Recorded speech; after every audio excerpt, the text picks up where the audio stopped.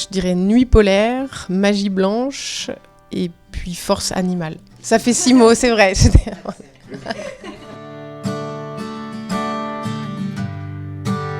Le rapport que les humains entretiennent au paysage, mais de façon, pas forcément de façon intellectuelle ou affective, mais un espèce de rapport charnel qu'ils entretiennent avec le paysage. Dans le milieu des chercheurs, il y a une blague qui circule qui consiste à dire qu'une famille inuite est composée en moyenne de 5 personnes, 2 parents, 2 enfants et un anthropologue.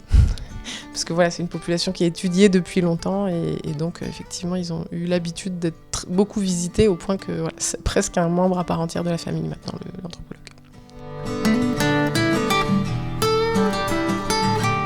De parler avec les pierres.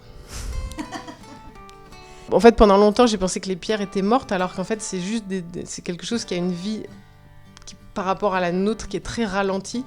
Et ça me fascine complètement. Et donc j'imagine que si on pouvait entamer un dialogue avec n'importe quel bout de schiste ou de grès ou de granit, on apprendrait des choses vraiment fabuleuses sur l'histoire du cosmos. Et je rêve de ça.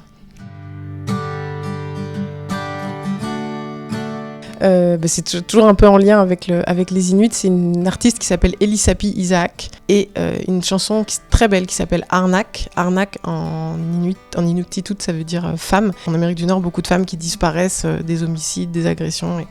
Et donc, c'est une très belle chanson de réconciliation en fait aussi entre les hommes et les femmes de ces territoires.